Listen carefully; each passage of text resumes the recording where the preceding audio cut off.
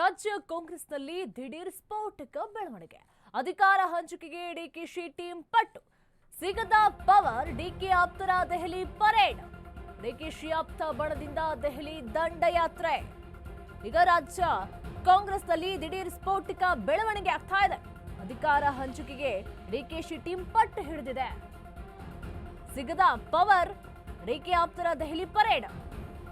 ಡಿಕೆಶಿ ಆಪ್ತ ಬಣದಿಂದ ದೆಹಲಿ ದಂಡಯಾತ್ರೆಯನ್ನ ಕೈಗೊಂಡಿದ್ದಾರೆ. ರಾಜ್ಯ ರಾಜಕೀಯದಲ್ಲಿ ನವೆಂಬರ್ ಕ್ರಾಂತಿಯ ಕೂಗು ಕೇಳಿ ಬರ್ತಾನೆ ಇದೆ.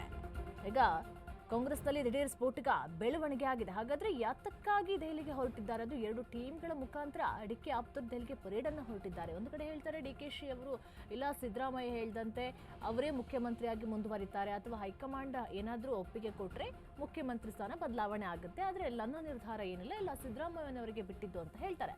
ಆದರೆ ಸಿದ್ದರಾಮಯ್ಯ ಮತ್ತು ಡಿಕೆಶಿ ಅವರ ಸ್ನೇಹ ಎಲ್ಲೂ ಕೂಡ ಅನುಮಾನಾಸ್ಪದವಾಗಿ ಇಲ್ಲ, ಅವರು ಕೂಡ ಚೆನ್ನಾಗೇ ಇದ್ದಾರೆ. ಆದ್ರೆ ಸೈಲೆಂಟ್ ಆಗಿ ಏನಾದ್ರೂ ಸಿಎಂ ಸಿದ್ದರಾಮಯ್ಯನವರನ್ನ ಕುರ್ಚಿಯಿಂದ ಕೆಳಗಿಳಿಸಬೇಕು ಅಂತ ಹೇಳಿ ಏನಾದ್ರೂ ಡಿಕೆಶಿ ಅವರು ಕಾಯ್ತಾ ಇದ್ದಾರಾ? ಇದಕ್ಕೋಸ್ಕರ ಏನಾದ್ರೂ ಡೆಲ್ಲಿಗೆ ಹೋಗ್ತಾ ಇದ್ದಾರಾ ಎನ್ನುವಂತ ಪ್ರಶ್ನೆ ಕೂಡ ಮೂಡ್ತಾ ಇದೆ. ಈಗ ರಾಜ್ಯದ ಕಾಂಗ್ರೆಸ್ನಲ್ಲಿ ಸ್ಫೋಟಕ ಬೆಳವಣಿಗೆ ಆಗ್ತಾ ಇದೆ. ಇದು ಇವಾಗಲ್ಲ, ಯಾವಾಗ ಕಾಂಗ್ರೆಸ್ ಪಕ್ಷ ಅಧಿಕಾರಕ್ಕೆ ಬಂತು ಅವಾಗಿಂದನೂ ಸಹ 2.5 ವರ್ಷ ಆದ್ಮೇಲೆ ಸಿಎಂ ಕುರ್ಚಿಗೆ ಕಣ್ಣು ಬೀಳತ್ತೆ.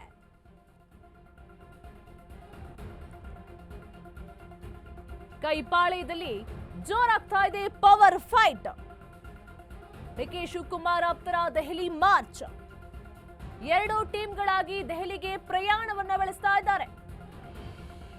ಒಕ್ಕಲಿಗ ಸಚಿವರು, ಪರಿಷತ್ ಸದಸ್ಯರು ದೆಹಲಿಗೆ ಹೊರಟಿದ್ದಾರೆ. ಡಿಕೆ ಪರವಾಗಿ ಹೈಕಮಾಂಡ್ ಎದುರಿಗೆ ಶಕ್ತಿ ಪ್ರದರ್ಶನ ಮಾಡ್ತಾ ಇದ್ದಾರೆ. ನಾಳೆ ಕೆಸಿ ವೇಣುಗೋಪಾಲ್ ಭೇಟಿಗೆ ಸಮಯ ಕೂಡ ನಿಗದಿಯಾಗಿದೆ. ಎರಡು ಟೀಮ್ಗಳಾಗಿ ಹೋಗ್ತಾ ಇದ್ದಾರೆ. ಹಾಗಾದ್ರೆ ಯಾವ ವಿಷಯದ ಬಗ್ಗೆ ಚರ್ಚೆ ಮಾಡೋದಕ್ಕೆ ದೆಹಲಿಗೆ ಹೋಗ್ತಾ ಇರಬಹುದು? ಕೈಪಾಳ್ಯದಲ್ಲಿ ಜೋರಾಗ್ತಾ ಇದೆ ಪವರ್ ಫೈಟ್. ಡಿಕೆ ಶಿವಕುಮಾರ್ ಆಪ್ತರು ದೆಹಲಿಗೆ ಹೊರಟಿದ್ದಾರೆ. ಎರಡು ಟೀಮ್ಗಳಾಗಿ ದೆಹಲಿಗೆ ಪ್ರಯಾಣವನ್ನ ಬೆಳೆಸ್ತಾ ಇದ್ದಾರೆ. ಡಿಕೆ ಪರವಾಗಿ ಹೈಕಮಾಂಡ್ ಎದುರಿಗೆ ಶಕ್ತಿ ಪ್ರದರ್ಶನವನ್ನ ಮಾಡ್ತಾರೆ. ನಾಳೆ ಕೆಸಿ ವೇಣುಗೋಪಾಲ್ ಭೇಟಿಗೆ ಸಮಯ ಕೂಡ ನಿಗದಿಯಾಗಿದೆ. ಹಾಗಾದ್ರೆ ಏನೆಲ್ಲ ಚರ್ಚೆಗಳು ಆಗಬಹುದು? ರಾಜ್ಯ ರಾಜಕೀಯದಲ್ಲಿ ಮತ್ತೆ ನವೆಂಬರ್ ಕ್ರಾಂತಿ ಕೂಗು ಕೇಳಿ ಬರ್ತಾನೆ ಇದೆ. ಸಿಎಂ ಕುರ್ಚಿಗೆ ಕಣ್ಣು ಹಾಕ್ತಾನೆ ಇದ್ದಾರೆ. ಒಂದು ಕಡೆ ಹೇಳ್ತಾರೆ ಇಲ್ಲ ಸಿಎಂ ಸಿದ್ದರಾಮಯ್ಯ ಮುಂದುವರಿತಾರೆ ಅಂತೇಳಿ ಹೇಳ್ತಾರೆ. ಒಂದು ಕಡೆ ಹೇಳ್ತಾರೆ ಇಲ್ಲ ಡಿಕೆಶಿ ಅವರು ಬರ್ತಾರೆ ಅಂತ ಕೂಡ ಹೇಳ್ತಾ ಇದ್ರು. ಕೆಲವೊಂದು ಬೇರೆ ಹೆಸರುಗಳು ಕೂಡ ಕೇಳಿ ಬರ್ತಾ ಇದೆ. ಈಗ ಸದ್ದಿಲ್ಲದಂತೆ ಸಿಎಂ ಸಿದ್ದರಾಮಯ್ಯನವರನ್ನ ಸಿಎಂ ಕುರ್ಚಿಯಿಂದ ಕೆಳಗಿಳಿಸುವಂತಹ ಪ್ರಯತ್ನಗಳೇನಾದ್ರೂ ಆಗ್ತಾ ಇದೆಯಾ?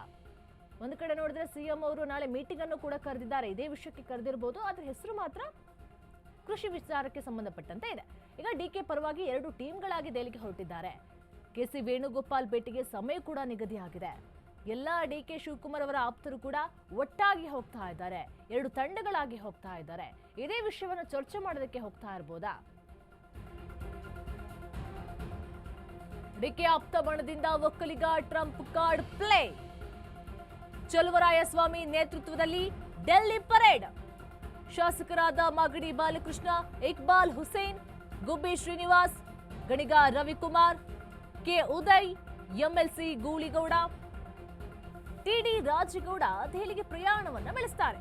ಹಾಗಾದ್ರೆ ಇವರೆಲ್ಲ ಸೇರ್ಕೊಂಡು ದೆಹಲಿಗೆ ಪ್ರಯಾಣವನ್ನ ಬೆಳೆಸಿ ಯಾವ ವಿಷಯದ ಬಗ್ಗೆ ಚರ್ಚೆಯನ್ನ ಮಾಡಬಹುದು?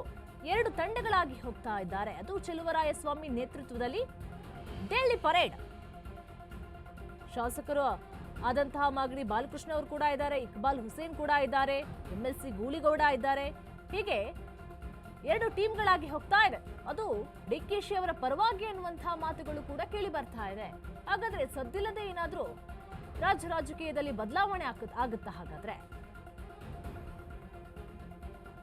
ಡಿಕೆ ಆಪ್ತ ಬಣದಿಂದ ಒಕ್ಕಲಿಗ ಟ್ರಂಪ್ ಕಾರ್ಡ್ ಅನ್ನ ಪ್ಲೇ ಮಾಡಲಾಗ್ತಾ ಇದೆಯಾ? ಡಿಕೆ ಪರವಾಗಿ ಹೈಕಮಾಂಡ್ ಎದುರಿಗೆ ಶಕ್ತಿ ಪ್ರದರ್ಶನವನ್ನ ಮಾಡಲಾಗುತ್ತಾ? ನಾಳೆ ಕೆಸಿ ವೇಣುಗೋಪಾಲ್ನ ಭೇಟಿ ಮಾಡೋದಕ್ಕೂ ಕೂಡ ಸಮಯವನ್ನ ನಿಗದಿ ಮಾಡಲಾಗಿದೆ. ಎರಡು ತಂಡಗಳಾಗಿ ಹೋಗ್ತಾ ಇದ್ದಾರೆ. ಸಿಎಂ ಕುರ್ಚಿ ಬಗ್ಗೆ ಮಾತನಾಡೋದಕ್ಕೆ ಹೋಗ್ತಾ ಇರಬಹುದಾ?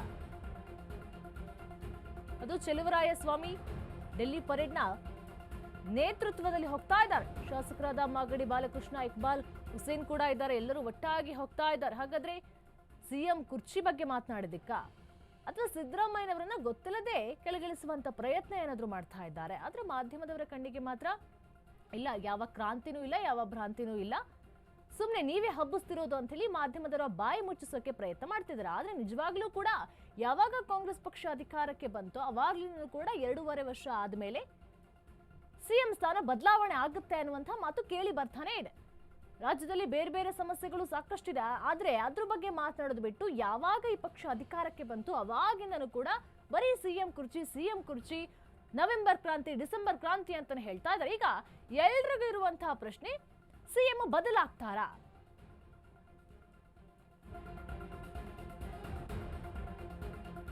ಅಧಿಕಾರ ಹಸ್ತಾಂತರದ ಬಗ್ಗೆ ಸ್ಪಷ್ಟನೆ ನೀಡದ ಹೈಕಮಾಂಡ್. ಕೆಸಿ ವೇಣುಗೋಪಾಲ್ ಭೇಟಿಗೆ ನಾಳೆ ಸಮಯ ಕೂಡ ನಿಗದಿಯಾಗಿದೆ. ನಾಳೆ ವೇಣುಗೋಪಾಲ್ ಭೇಟಿಯಾಗಲಿರುವ ಡಿಕೆಶಿ ಬಣ. ಡಿಕೆಶಿಗೆ ಸಿಎಂ ಪಟ್ಟ ನೀಡುವಂತೆ ಹೈಕಮಾಂಡ್ಗೆ ಒತ್ತಡವನ್ನು ಹೇರಲಾಗುತ್ತಾ? ನಾಳೆ ಹೈಕಮಾಂಡ್ಗೆ ಡಿಕೆಶಿ ಬಣ ಒತ್ತಡ ಹೇರುವಂತ ಸಾಧ್ಯತೆ ಕೂಡ ಇದೆ. ಇಂದು ಒಂದು ತಂಡ, ನಾಳೆ ಮತ್ತೊಂದು ತಂಡ ದೆಹಲಿಗೆ ಹೋಗ್ತಾ ಇದೆ. ಕೆಸಿ ವೇಣುಗೋಪಾಲ್ನ ಭೇಟಿ ಆಗ್ತಾರೆ.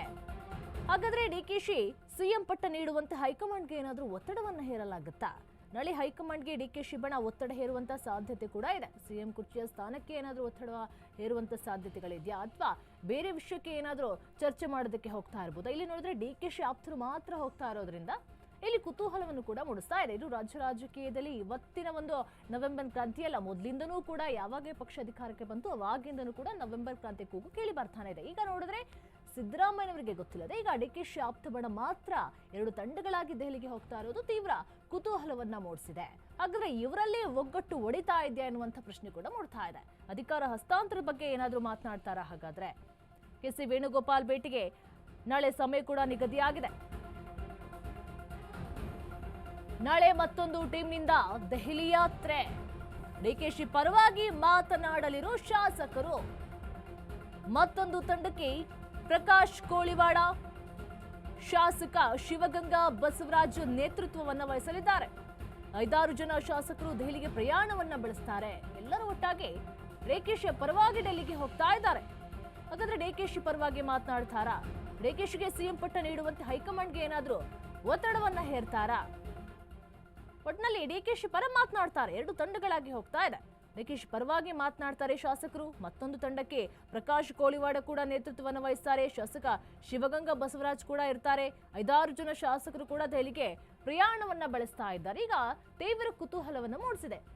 ಹಾಗಾದ್ರೆ ನಾಳೆ ಸಿಎಂ ಒಂದು ಕಡೆ ಮೀಟಿಂಗ್ ಅನ್ನ ಕರೆದಿದ್ದಾರೆ. ಆ ಮೀಟಿಂಗ್ ನಲ್ಲಿ ಏನಾಗಬಹುದು? ಈಗ ಡಿಕೆಶಿ ಪರವಾಗಿ 2 ತಂಡಗಳು ದೆಹಲಿಗೆ ಹೋಗ್ತಾ ಇದ್ರೆ ದೆಹಲಿಯಲ್ಲಿ ಏನು ಚರ್ಚೆ ಆಗ್ಬೋದು? ಯಾರನ್ನ ಮೀಟ್ ಮಾಡ್ತಾರೆ? ಯಾಕೆ ಡಿಕೆಶಿ ಪರವಾಗಿ ಆಪ್ತರು ಹೋಗ್ತಾ ಇದ್ದಾರೆ ಅನ್ನುವಂತ ಪ್ರಶ್ನೆ ಕೂಡ ಮೂಡ್ತಾ ಇದೆ.